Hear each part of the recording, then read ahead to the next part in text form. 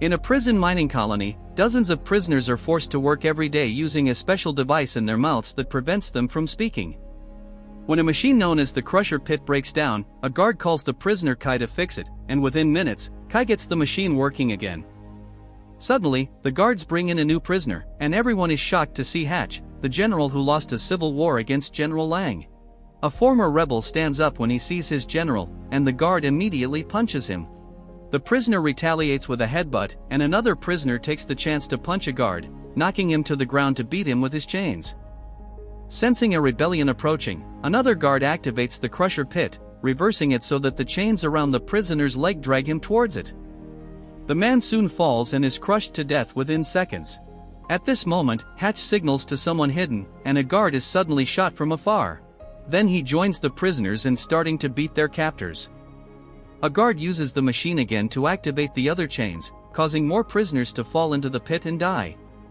Once the guard is distracted, Kai runs to the machine and tries to stop the massacre, only for the chain to start pulling him as well. He grabs a fallen gun and shoots the chain in vain, so he has no choice but to lose a leg. As the chains drag his limb, Kai jumps back to the machine and finally shuts it down. One last guard tries to get up, and Hatch makes a gun gesture for the hidden shooter to quickly kill him. Then Kai faints.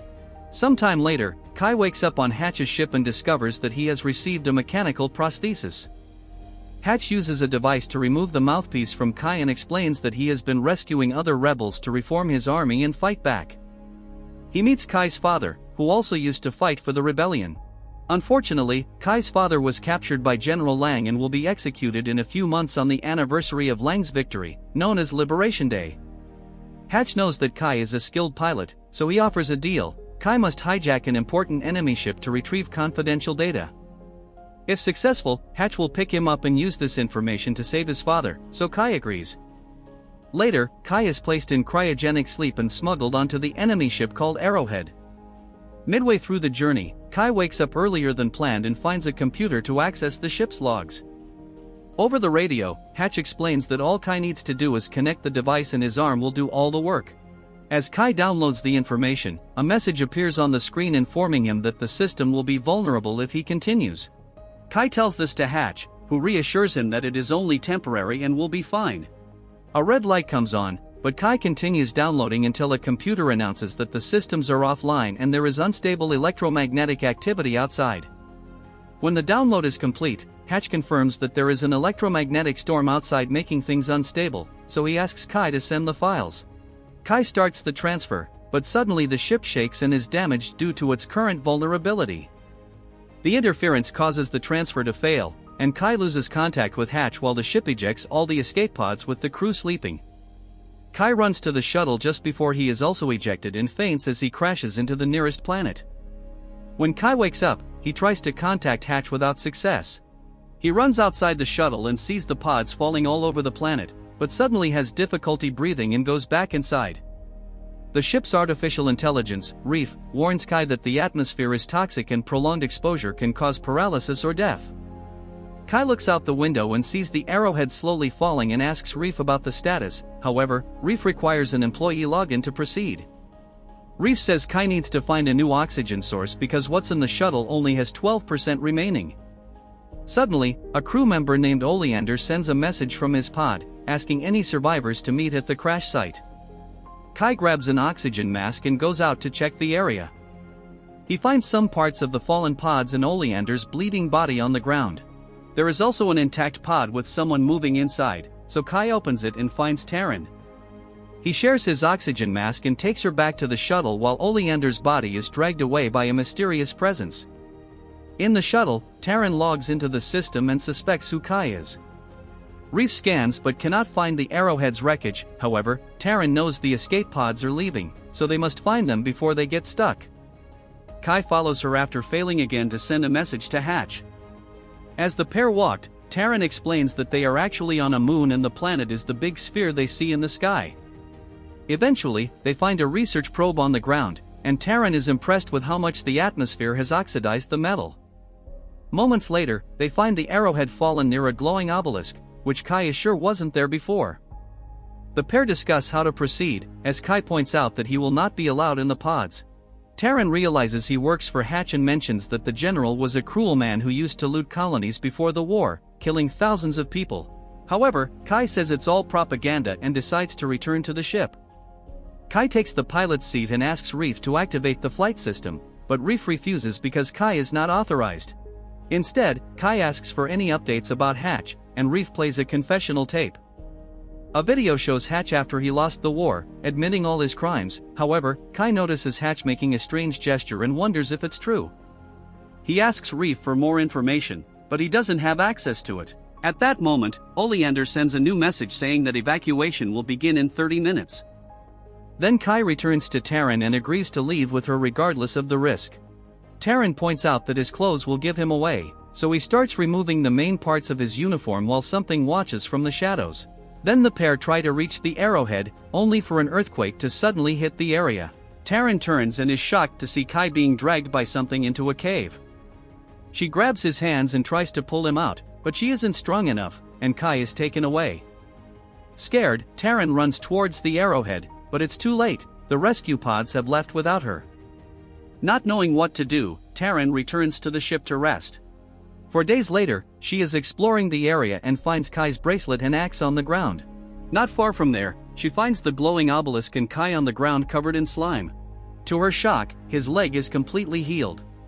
She takes him back to the ship and runs some tests, only to discover that he is now in a symbiotic relationship with another organism that healed him and made him immune to the toxic environment. Reef continues trying to offer information, and an irritated Terran silences him, reminding him to speak only when asked. When Kai finally wakes up, he explains that he doesn't remember anything, only that he was asleep. He feels heavier but fine. Terran points out that she also can't pilot the ship because she is a biologist. Only a few employees had access to that system. The pair decide to check the obelisk, and Kai hits it with his axe, discovering that it is actually a soft cocoon. Inside, they find Oleander's body also covered in slime. They take him back to the ship, and when Terran touches Oleander's face with her bare hand, he starts shaking. Kai pulls some wires to bring the scanner outside, and they scan Oleander's eyes, which finally gives them access to the flight system. Kai immediately begins to prepare the engine while asking Reef about Liberation Day, discovering that they still have 76 days before his father is executed. Terran is shocked to hear that he will not take Oleander with them and realizes she knows Kai. He used to work for her father when she was a child. She points out that the man she knew back then would never leave someone behind to die. Outside, Oleander finally wakes up and vomits. Kai and Terran go out to check on him, and Oleander starts screaming about how Hatch will kill them. Then he grabs a gun from the ground, and Kai jumps to punch him at the same time he fires. After knocking Oleander down, Kai turns and discovers that Terran is dead. Furious, he starts beating Oleander. Suddenly, he freezes because he realizes he has also been shot. His body begins to convulse, and he faints on the ground. Sometime later, Kai wakes up near the obelisk, completely healed. After seeing mysterious lights flying in the sky, he returns to the ship's area and is shocked to see Terran and Oleander's skeletons. He enters the ship and finds that the engine is failing, so he asks Reef for an explanation. It turns out he has been missing for 34 days, during which the engine was left running and ended up burning out. There are 42 days left until Liberation Day. Reef also reveals that while Kai was missing, he detected Oleander's heartbeat in the area, which means he is being revived just like Kai. Curious, he goes to the caves and notices footprints in the sand. When he reaches out, his hand glows like the obelisk, so he decides to go back. In the following days, Kai searches for fallen capsules and takes their parts to repair the engine. He also retrieves Terran's identification badge. Reef plays cartoons for him while he works. One night, Kai wakes up to a strange sound. Suddenly, he begins to feel unbearable pain, and Reef detects an alarming heartbeat. Kai leaves the bed only to collapse in agony, breaking the repairs he was making. Reef points out that he might make it worse and asks him to leave. So, Kai runs to the cave and hears the same strange noise before a terrible monster appears. He immediately runs outside and falls to his knees in pain as strange limbs come out of his back, making him faint. Sometime later, Kai wakes up again covered in slime and returns to the ship. He concludes that fear and pain trigger the transformation, and he wants to get rid of the creature inside him. Frustrated, he starts punching the engine and mentions Liberation Day, desperate to save his father. Unfortunately, Reef informs him that he slept for too long, and Liberation Day happened 2 days ago. Crying, Kai goes outside and collapses on the ground, accepting his fate of being trapped there forever. 3 years later, Kai is still living on the moon. He has trained his body, and now, whenever he accidentally gets hurt, he can stop the transformation before it happens. In the sky, he can still see the mysterious lights flying. One night, he sees something glowing inside a helmet and gets excited. He takes it outside and releases a firefly, which joins others of its kind to make a beautiful light show. When he returns to the ship, he finds footprints outside and discovers that Terran's badge is missing. While discussing the situation with Reef, the AI shares a theory. He believes Oleander has the same symbiotic relationship as Kai, which means he has been revived but is trapped in the form of a monster. Reef thinks death is now part of Kai's life cycle. The bodies die, but their consciousness lives in new replicated bodies. When Reef asks Kai to end his life so he could study him and find a cure, Kai refuses, saying it's just a theory and that his resurrection in a new body is not guaranteed. Later, Kai searches for the monster Oleander and is shocked to find one of his bodies dead. He takes it back to the ship and sets it as bait. When the monster gets close enough, Kai comes out and finally kills it. While hearing roars in the distance, he cuts a piece of the monster and takes it to Reef, who scans it to confirm that it is indeed Oleander's DNA. He also cross-checks the dates and points out that the roars could be heard every time Oleander or Kai died, which means something out there reacts to their deaths. It seemed like a mother's lament for her young and probably triggered the resurrection process. Kai doesn't understand much because he's not a biologist, and upon hearing that word, Reef mentions Terran. When Kai authorizes the AI to share information, he plays a recording from the night of the shooting. It turns out Terran was unconscious, not dead, and escaped after Kai died. The skeleton Kai found later was his own. Kai gets irritated because Reef never mentioned that Terran was alive 3 years ago, so Reef has to remind him that he can only share information when asked. Now Kai has a new purpose: to find Terran. He takes parts from the ship and builds a floating body for Reef so he can follow him during the search. After much wandering, they reach the caves, and Reef tries to scan the tunnels. However, there is strong electromagnetic interference that disrupts his system. They decide to follow that strange signal, and Kai starts to smell a foul odor. As it's dark, he asks Reef for something bright, and the AI plays a rather loud video. Kai has to run to disconnect the sound, but it's too late. The monster emerges from the shadows and attacks. While Kai dodges the attack, Reef is knocked over, and the monster goes after Kai next. It quickly bites Kai's arm, and Kai takes the chance to strike it with his axe, killing it. At that moment, the same roar echoes in the cave. Kai follows a glow in the back and finds his original body next to Oleander. After the initial shock, he covers Oleander's face and suffocates him out of mercy. This also kills his beast.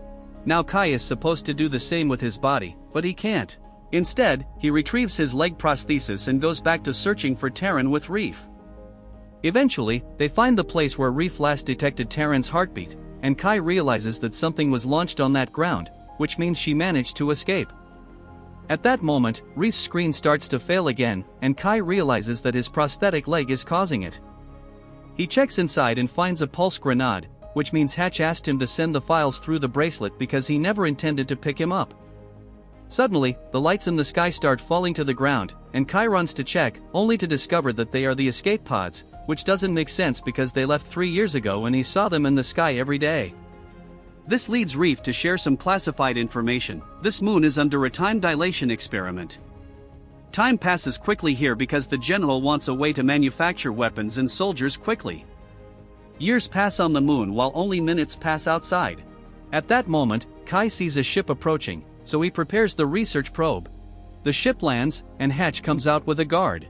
He received Kai's messages and took only 20 minutes to arrive, but for Kai, it was years. Kai realizes that it was Hatch who brought down the arrowhead and the capsules because he wants to use this moon for his own army. He tells him that all the information is on the ship, but Hatch knows he's lying and knocks him out.